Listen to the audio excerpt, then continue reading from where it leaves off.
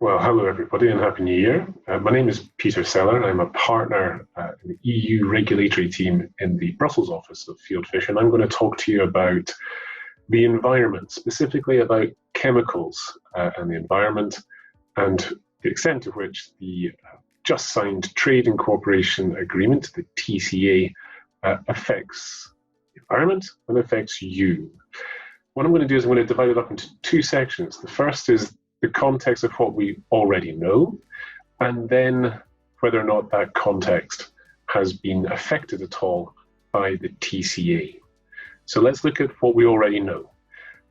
As you may be aware, because you've attended one of our webinars, the last one was at the end of October, which we held with DEFRA, or again through a Chemical Watch conference that we sponsored on the 9th of December, we, as well as DEFRA, explained the changes in the rules that we could anticipate as we go forward with regard to chemicals. And by that, I'm really emphasizing and focusing on the REACH regulation, the restriction, evaluation, authorization of chemicals regulation, which has long been in place in the EU and which will be grandfathered into the new world that is the regulatory environment of post-1 January 2021.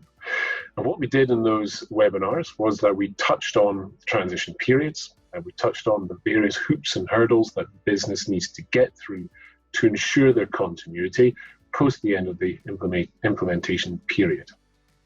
And so what we know is that the EU regulatory framework will effectively mirror EU REACH as far as possible.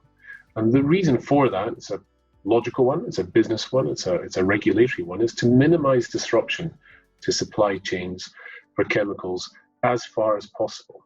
And the way that the government in the UK has sought to achieve that is to change REACH slightly by putting in place some new transitional measures.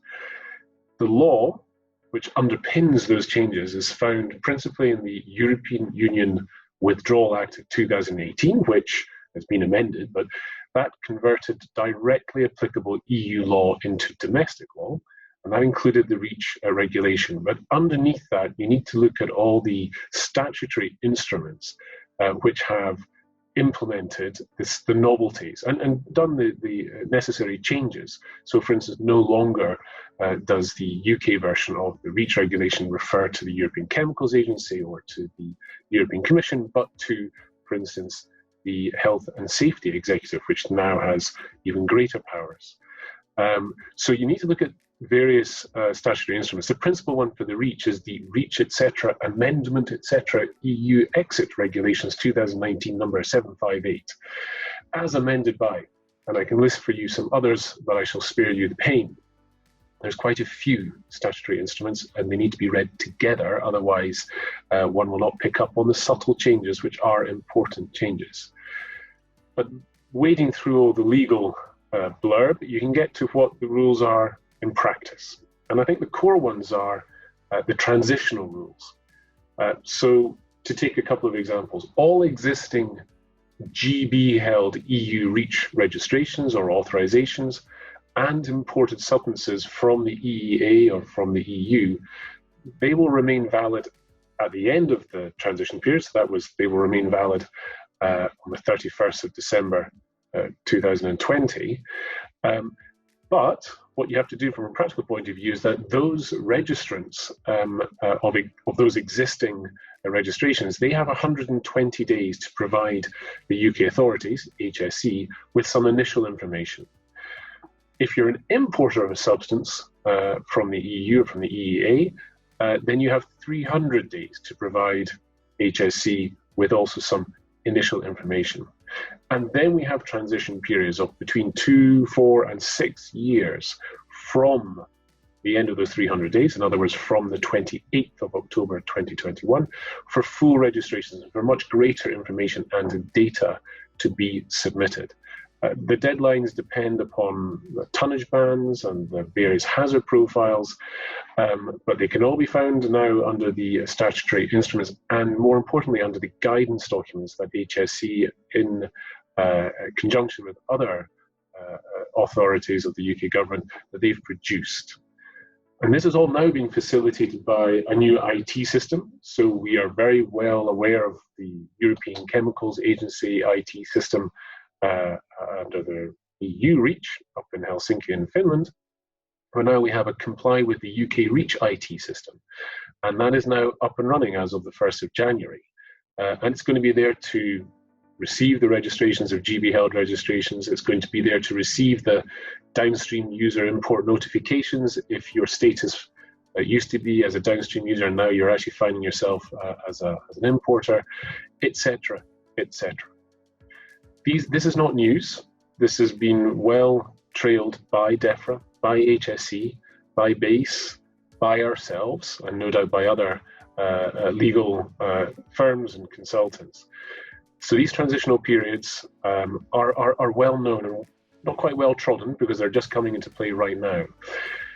And so I go into the second part of this presentation and consider the extent to which the trade and cooperation agreement that was signed on Christmas Eve, I understand, but has come into effect now. Does this affect anything? Does it change anything? I could be pretty short on this and say no, but I won't. I'm going to refer you to page 529 of that agreement, and it's Annex TVT3 on chemicals. It says that the Annex applies to trade, regulation, import and export of chemicals between the Union and the United Kingdom in respect of their registration, evaluation, authorisation, restriction, approval, classification, labelling and packaging. So effectively everything that I've just talked about, registrations and import, etc., is covered by this Annex. There's the addition of the classification, labelling and packaging. But it falls fair square here. This is totally relevant, in other words. Unfortunately, it's a very short Annex. So Annex TVT3 is about 2 pages long. Doesn't say that much because it's got a lot of introductory stuff. And it says, well, I'll get to the point. It says this. So it says the objectives of this Annex are to, amongst other things, ensure high levels of protection for the environment and human and animal health. It also says that the parties acknowledge, so the UK and the EU acknowledge, that the commitments made under this Annex do not prevent either party from setting its own priorities on chemicals regulation. And that includes establishing own levels of protection in respect of the environment and human and animal health. So anything that's said in this Annex doesn't stop the UK or the EU from doing something completely different from the other party.